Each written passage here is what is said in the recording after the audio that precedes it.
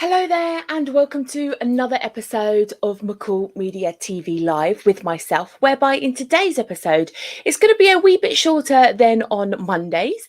I'm going to be talking to you today about how to speak naturally on video. Now, this isn't something that necessarily comes easy to any of us.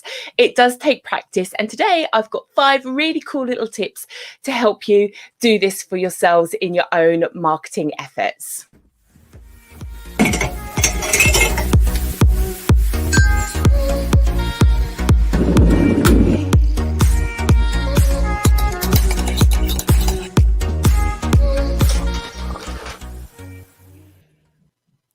Okay then, so to kick off with the very first top tip that I've got for you today, we're going to talk about your personality. Now, yes, if you are to do a Google search or a YouTube search right now and you was to ask the term literally how to speak naturally on video or something to that effect, this is pretty much the number one tip that you're going to find on anybody's hit list. Okay, and it's a big one because at the end of the day, if you, the whole point of you guys doing the video content in the first place is because it's an easier form of getting the communication across. We obviously are designed to be able to speak and hear and listen to what other people are saying. And so video is a much more natural way to bring the conversation from one person to another, and span those different geographical locations.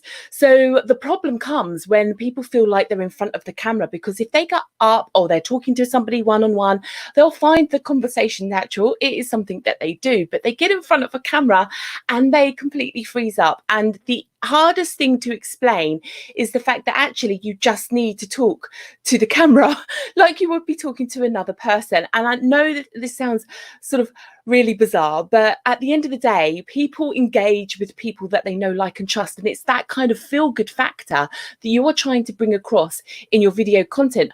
Otherwise, you might as well have just wrote that content down on a blog article, stuck a nice pretty picture on it and used that, and not have put yourself through all of the struggles in the first place to go and do a video. Now, this doesn't matter whether you are doing a live video broadcast such as this one, or if you are doing a pre-recorded video. At the end of the day, if there were, let's say, 5 digital marketing or creative design studios doing exactly the same thing as me right now, and we were all in a lineup and you had to pick one person and that their offer, their service, their pricing, their time of delivery, their feedback from the clients, if we were identical in every single way except the fact that we were different people, something about me as my personality would resonate with some of you, and something about my personality might not resonate with you. But at the end of the day, there is only one me, thankfully, you might say, on the planet. And that is essentially the point that I'm getting across, because your personality is unique and it is your USP with regards to how you deliver your content and to let it shine through. One of the biggest challenges I've always had is that, as you can probably tell, I like to speak fast. It's not because I'm making a conscious effort to speak fast. It's because I get really passionate and I'm really engaged and I love what it is that I do, and it all kind of bubbles up to the surface and out it comes at 90 miles an hour. And no matter how hard I try, I really struggle to slow down. It feels very unnatural to me. And I have had lots of good and bad feedback from people in the past, whether it's been on video or a live presentation. And one of the things that always made me a little bit self-conscious, and which is why I'm telling you guys this point today about letting your personality shine through, is that these negative comments would always float around in the back of my mind when I'm doing something like this, and I would let it surface and kind of interrupt my flow and maybe stop me being who it is. And that, I think, at the ripe old age of 43, it's now come to a point in my life where actually I'm like, no, I need to embrace who I am, because this is who I am. It will either work with you as an audience or it won't. And so I'm now embracing my personality, to the point that even in some of my social media posts, I joke about the fact that I'm a fast talking, loud British English woman who loves what it is that they do, and you'll either keep pace with me or not. So I'm turning it into a positive spin, and that is something that you guys need to do for yourselves. Now, it might be that you're a little bit more quieter, and therefore what you actually feel like you need to do is put a little bit more practice practice into your presentation and your technique.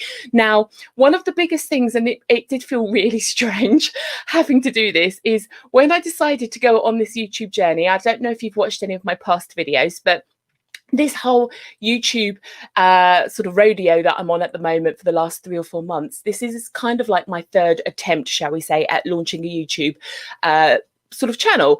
And so I have had previous experience, which has obviously helped boost my confidence a little bit, and so on and so forth. But the reason I'm saying to you about the practicing aspect right now is because you have to get really comfortable at being uncomfortable, and that only comes through time of doing it. And literally I wouldn't necessarily do it when my girls are in the house, because it made them giggle and that made me giggle, and then the whole practice component kind of just went out the window. But when my girls weren't around before lockdown and the coronavirus and all that, and maybe they were spending an afternoon with their dad or something like that, I would literally put my iPhone in whatever room, whether I was doing the dishes, whether I was I don't know, ironing or whatever it was, I would literally put it on and I would talk to it like there's no one around, just a load of gobbledygook. I would talk about the weather, I would talk about what TV shows I wanted to watch, you know, what mood I was in, and I would basically practice to nobody in an empty house, just me, myself, and I, and a camera.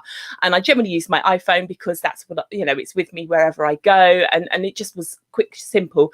I didn't need to have any fancy stands or any fancy equipment because the video wasn't going to be used anywhere other than me watching myself in a playback thinking, oh my God, I can't say that, or oh my God, I can't dress like that, or, you know, just relax, essentially. So one of the biggest things I'm going to say to you to do, if it needs you to get yourself really comfy in front of a camera, I would suggest don't do it with other family members around because they might think you're a little bit cuckoo. But I would definitely advocate practicing to an empty room and just talking. And it sounds so bizarre, but honestly, it really will help you. Now, that also brings me on to the next one about your appearance. Now, you have to be comfortable in your own skin. And I'm going to give you an example of this right now. So this week in the UK, obviously I'm filming this at the moment, mid-June 2020. Yes, the COVID whole thing has taken over the world, and we are sort of just coming out of lockdown a little bit. Some of the restrictions are easing. So essentially I've been at home for the last like 3 months like everybody else. And so the kind of giving me the chance to do a little bit of practice and whatnot in times and opportunities that wouldn't have normally existed. But appearance wise, I've done my first video this week, a live broadcast. It was on Monday. It was the one about how much does a WordPress website cost to build and launch, etc. But I did it in a summer top with like kind of straps. And I don't know if it's my age in that sense, but one of the things that I always feel like I need to do when I'm in an office environment or being on my live streams, I feel like I need to have my shoulders and my arms covered. Now, this might be just because of my age and a different kind of genre way of looking, not genre, but sort of age group looking at things.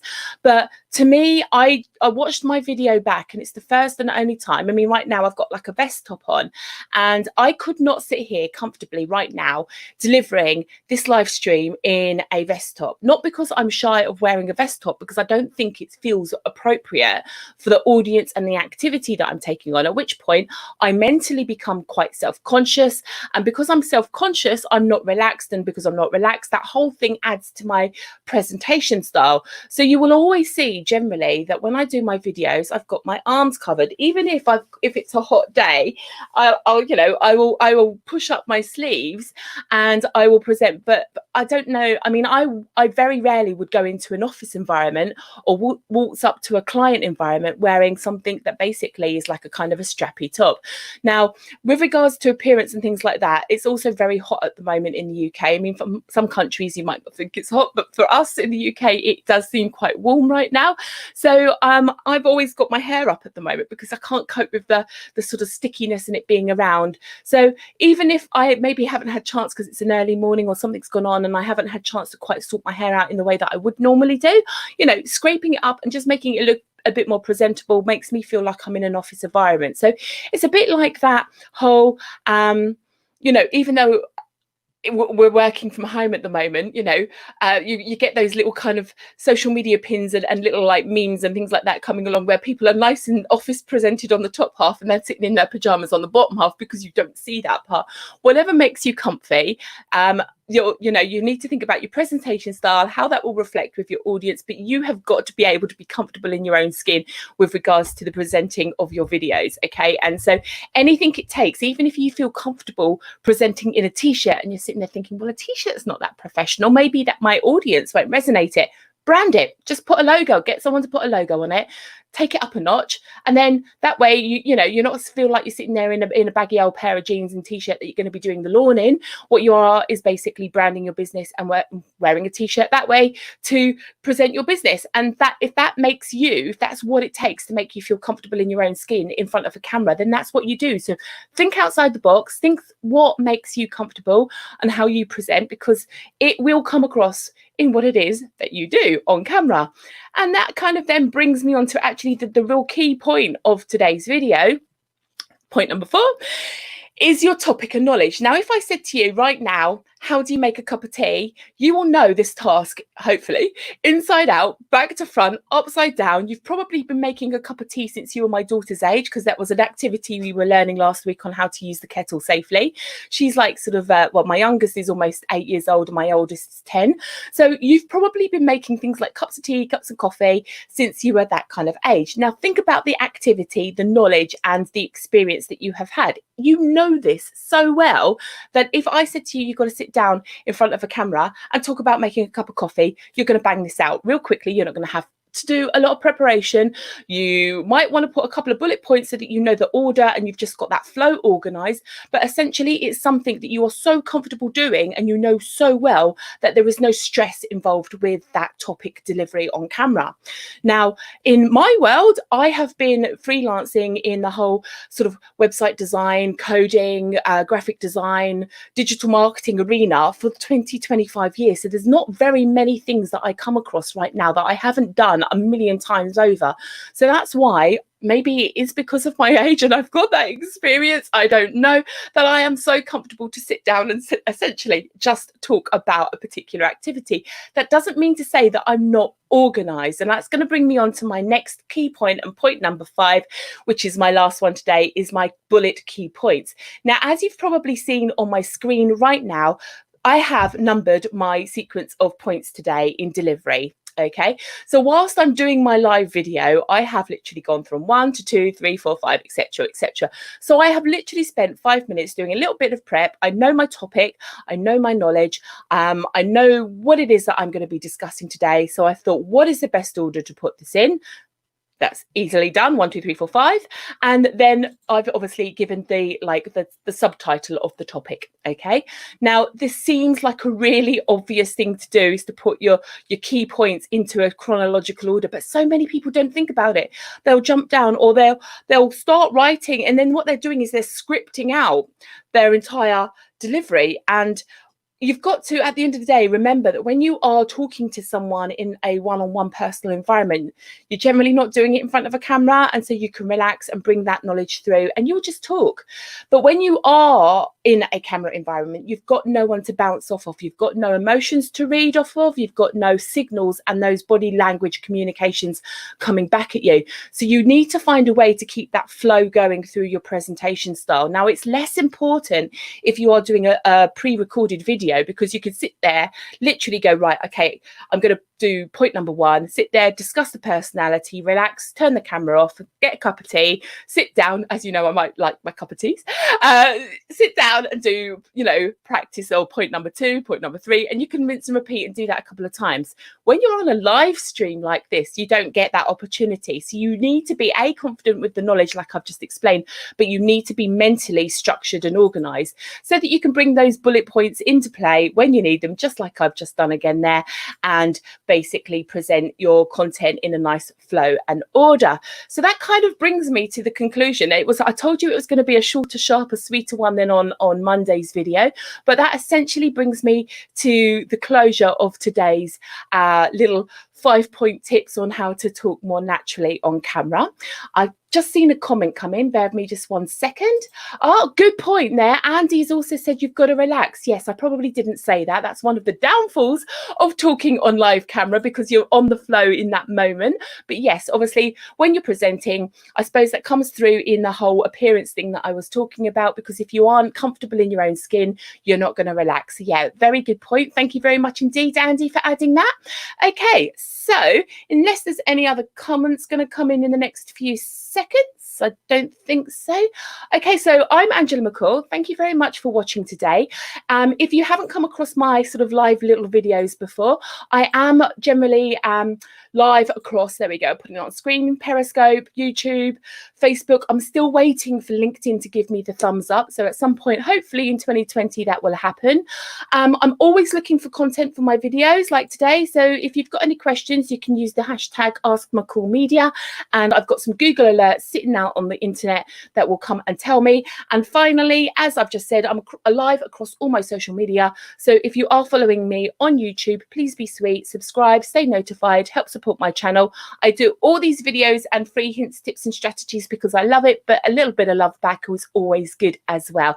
So thank you very much for watching. That kind of brings me to the end of today, and I'll see you on another video very soon.